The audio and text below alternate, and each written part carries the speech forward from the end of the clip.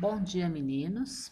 Nós vamos iniciar o estudo da acústica. Vocês podem acompanhar aí nas páginas 42 a 47 do livro de vocês. Nessa primeira imagem, a gente pode observar qual é o efeito da propagação de ondas sonoras em um meio. O que a onda sonora faz quando ela está se propagando?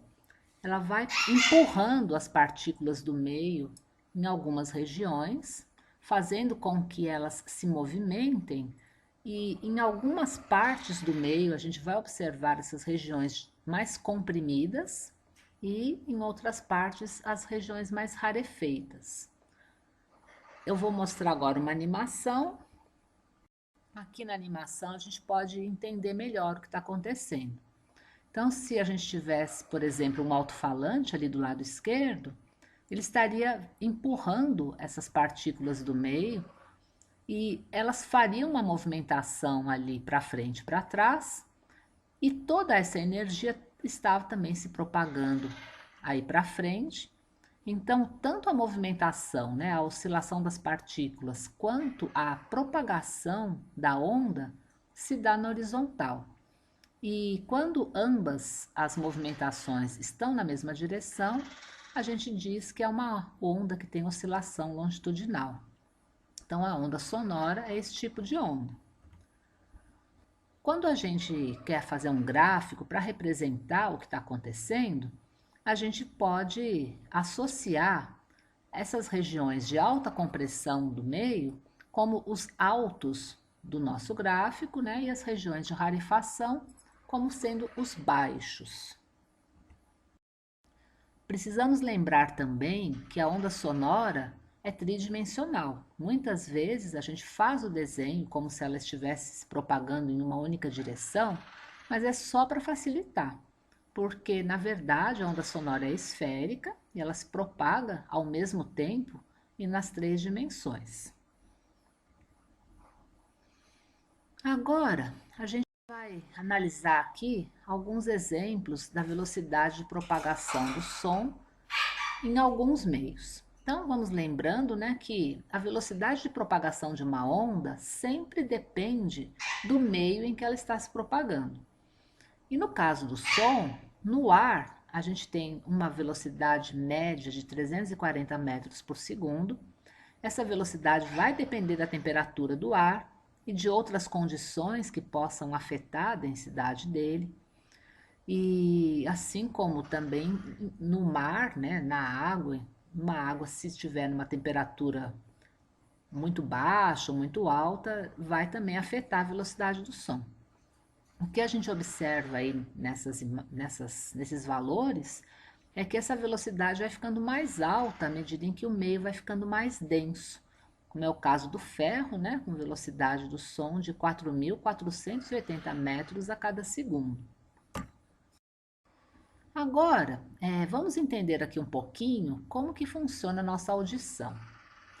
Então, o que acontece? Uma onda sonora foi gerada em algum lugar, foi se propagando pelo meio, no caso, né, no nosso dia a dia, o meio mais comum é o ar, então ela vai se propagando pelo ar até que atinge a nossa orelha. Então, toda aquela energia vai chegando aqui na nossa orelha e vai encontrar o tímpano. O tímpano é um tecido que fica fixado bem na entrada aqui da orelha, e aí ela é que vai receber essa energia e vai começar a oscilar, fazer movimentos para frente e para trás. E quando ela faz esses movimentos, ela acaba movimentando ao mesmo tempo os três ossinhos que estão conectados a ela. E esses ossinhos vão também transferindo essa informação para toda essa região aqui que é chamada aqui de caracol, e dali para frente a informação vai sendo levada para o cérebro. É um processo bastante complexo e a gente também não vai detalhar isso aqui, mas eu trouxe uma animação que dá para a gente ter uma ideia do que vai acontecendo. Então, olha só, a onda sonora chega, movimenta ali o tímpano, que por sua vez movimenta os ossinhos, e vai havendo aí uma comunicação até o cérebro. Esses 3 ossinhos, parece que descobriram agora um quarto ossinho, então a gente, na verdade, atualmente, a gente já sabe que são 4 ossinhos ali se movimentando para transferir a informação. A gente não consegue ouvir todas as frequências de sons que existem. Então, os seres humanos conseguem captar, né? O nosso tímpano consegue movimentar para captar frequências que vão de 20 a 20 mil hertz. É uma limitação física mesmo, né? O tímpano não consegue fazer uma quantidade de movimentações a cada segundo muito elevada.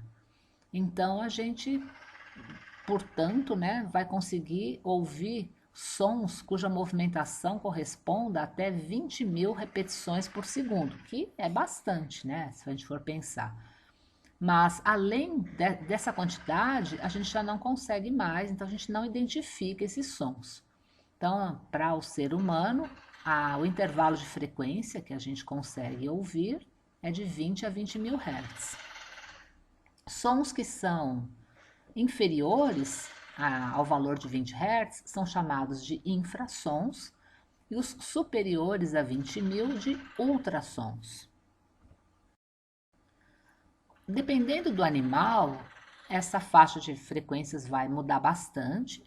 Então, a gente observando ali, né, o ser humano, aquelas 2 faixinhas, né, a faixinha mais amarelinha corresponde aos sons que a gente consegue ouvir, né, como a gente viu na tela anterior, é de 20 a 20 mil hertz, e o cor-de-rosa são os sons que os seres humanos conseguem produzir. Então, a gente consegue produzir sons mais ou menos ali de 90 a 1000 hertz. Já os golfinhos conseguem produzir sons com frequências bem mais altas, e os cachorros conseguem ouvir sons numa frequência bem extensa. E aí por aí vai, né? Analisando aqui o gráfico, a gente vai tendo uma ideia do intervalo de frequência que cada animal consegue produzir ruídos e também captar esses ruídos. Um exemplo, né, de aplicação do ultrassom são os sonares e também os exames de ultrassonografia. No caso dos sonares, alguns animais utilizam a reflexão da onda sonora para poder identificar onde que algum objeto se encontra. Então a gente tem um exemplo do morcego, do golfinho. Então, tanto um quanto o outro emite uma onda de ultrassom. Essa onda reflete no obstáculo que ele tiver ali na frente. E dependendo do tempo que essa onda sonora leva para retornar, os animais então conseguem ter uma ideia se o objeto está mais próximo, né, ou mais distante.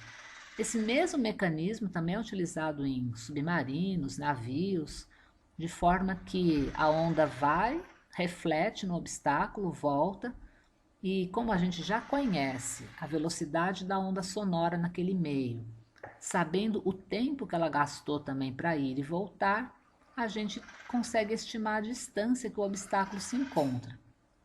Aí eu também coloquei o exemplo do exame de ultrassom. Temos ali o bebezinho, né, recebendo as ondas de ultrassom que refletem nele e vão gerando a imagem que depois a gente vai analisar e tudo. Então esses exames no nosso dia a dia são exames que a gente sempre ouve falar, né? Então agora a gente vai ver aqui como que a gente vai poder quantificar a intensidade do som. Então, essa intensidade, ela está relacionada com a amplitude do movimento que o nosso tímpano faz. Então, movimentos bem intensos, quer dizer, ondas bem intensas vão provocar movimentos bem amplos do nosso tímpano. E é isso que a gente vai aprender a calcular agora. Como essa movimentação depende da energia da onda, a gente, para poder quantificar a intensidade da onda sonora, a gente precisa ter esse conhecimento, né, de quanto de energia que ela está transferindo para o nosso tímpano a cada segundo. Então, energia por segundo é o que a gente chama de potência. E quanto então dessa energia está impactando uma certa área, né? Então a potência dessa onda sonora numa certa superfície é o que a gente define como a intensidade do som. Para a gente poder calcular, a gente vai utilizar potência em watts e área em metros quadrados quando a gente quiser utilizar o sistema internacional. Então, intensidade sonora é isso. Quantos watts por metros quadrados a onda sonora consegue transferir de energia aí a cada segundo. A gente também tem aqui um valor de intensidade mínima, porque o nosso tímpano, né, ele é limitado, então ele vai ter uma quantidade de energia mínima necessária para conseguir movimentá-lo, né? Se a onda sonora for muito fraquinha, ela não vai conseguir movimentar o nosso tímpano e a gente não vai perceber essa onda, né? Então, o mínimo necessário para esse tímpano começar a oscilar é 10 elevado a menos 12 watts por metro quadrado. Na página 45 do livro de vocês, tem a definição também de nível sonoro. Então, o que vem a ser isso, né? O nível sonoro. Então, se vocês olharem lá, vocês vão ver que tem uma divisão entre uma intensidade I pela intensidade I0. A intensidade zero é justamente aquele valor mínimo que nós conseguimos ouvir, que a gente também chama de valor de referência. Então, quando a gente for querer descobrir qual é o nível sonoro de um certo ruído, a gente vai fazer essa comparação. A gente vai pegar a intensidade daquele ruído, dividir pela intensidade de referência e ver quantas vezes que aquele ruído é mais intenso que o nosso valor de referência. Esses valores de I, né, de intensidade sonora, a gente sempre vai escrever em notação científica, de forma que a hora que a gente divide um pelo outro, a gente vai obter lá um valor, né, vezes 10 elevado a alguma coisa. Toda vez que a gente escreve um número em notação científica e a gente vê ali escrito, vamos supor, 1,3 vezes 10 elevado a 8. Né? Esse 10 elevado a 8, né, o 10 elevado a alguma coisa, ele indica para a gente a ordem de grandeza do número. Então, a gente fazendo essa divisão de intensidades sonoras, a gente vai ter a informação de qual é a ordem de grandeza desse ruído, né? Quantas vezes ele é mais forte que aquele valor mínimo que a gente adotou como referência. E esse expoente, na hora que a gente faz então a comparação, tem lá 10 elevado a alguma coisa, esse expoente é que é o nível sonoro e que pode ser escrito na forma logarítmica, mas né, não é, a gente não precisa se preocupar com esse log, é apenas uma maneira de escrever o nível sonoro. Então, fisicamente, o nível sonoro indica a sensação que nós vamos ter ao ouvir um som. Um som muito intenso, né, vai deixar o nosso tímpano movimentando com uma amplitude muito grande, e um som pouco intenso vai provocar amplitudes bem suaves no nosso tímpano. Aqui, então, a gente tem alguns exemplos, começando ali embaixo, né, limiar da audição, sons bem suaves, aí vai aumentando aqui o nível sonoro, vão ficando então até o nível de 60 decibéis, decibel no caso é a unidade de medida do nível sonoro, até 60 ali incomoda, né, mas dá para ir mais ou menos. Depois, ó, 70 já interfere na conversação, 80 já começa a ter risco de lesão no tímpano. Acima aí já de 90 para cima já causa lesão no tímpano, porque já são ruídos que vão provocar movimentos muito amplos do tímpano e pode provocar um descolamento ali daquele tecido ali da orelha e aí já, né, já vai causar realmente um problema sério.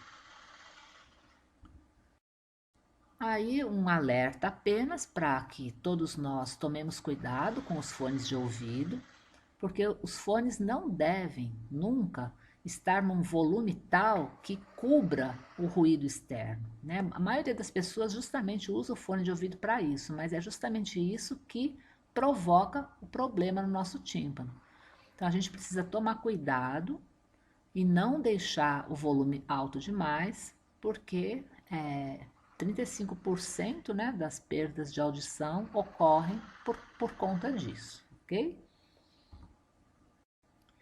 Bom, agora a gente fica falando de som alto, som baixo, e a gente precisa tomar um pouco de cuidado, porque na física, a altura do som não é a mesma coisa que volume, né? Então, quando a gente, no nosso dia a dia, fala, ô fulano, abaixa o som, o certo seria pedir para ele abaixar o volume ou diminuir a intensidade, né?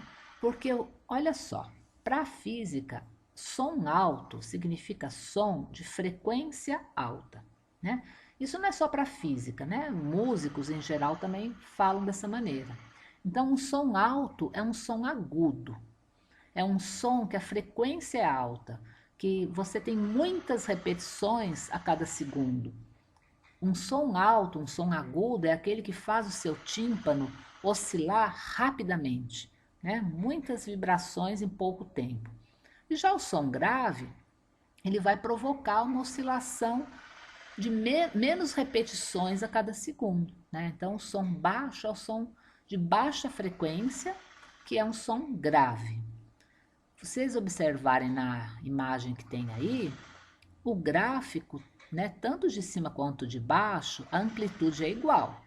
Então, a quantidade de a deformação ali do tímpano para frente e para trás é igual nos dois casos, o tanto que ele vai deformar de um lado para o outro.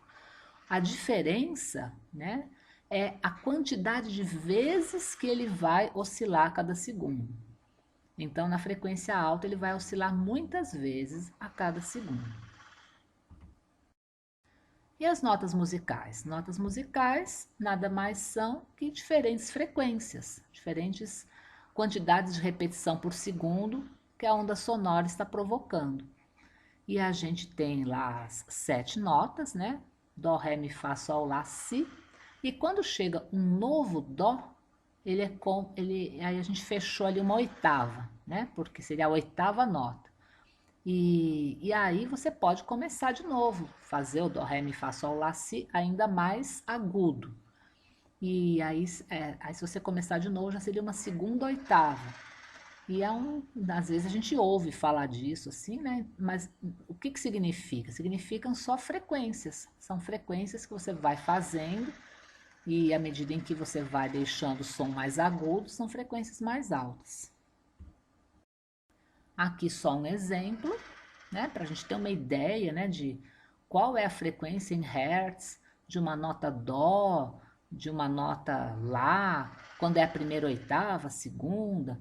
Então, dependendo da oitava, né? Quanto mais alta for a oitava, mais agudo vai ficando o som, porque vai ficando uma frequência super alta. Tá bom? Então, frequência alta é som agudo.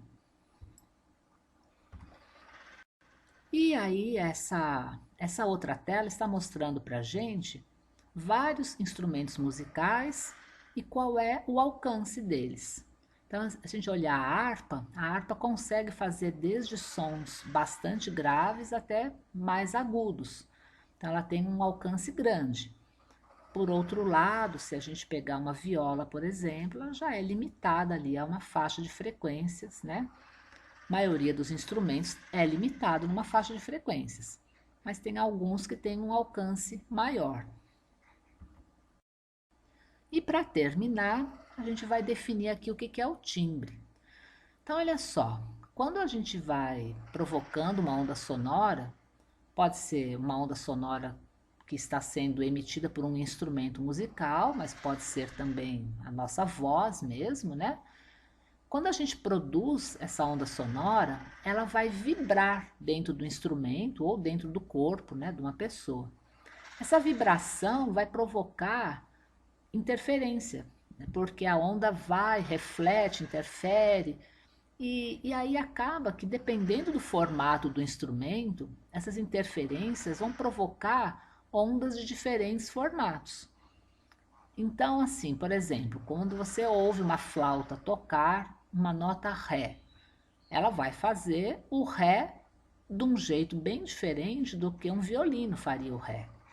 O Ré é o mesmo, então, assim, a quantidade de oscilações ali por segundo que a onda está provocando é a mesma, mas o formato da onda, a forma como a gente vai perceber esse som é um pouquinho diferente. Então a gente sabe quando é uma flauta, quando é um violino, quando é uma pessoa cantando. A gente sabe diferenciar a voz de uma pessoa para a voz de outra pessoa. Isso tudo depende dessa interferência das ondas dentro do corpo, né, do instrumento ou da pessoa, que vai provocar esse formato de ondas diferente e que a gente vai acabar então identificando, né, e sempre relacionando e sabendo quando é uma pessoa ou a outra.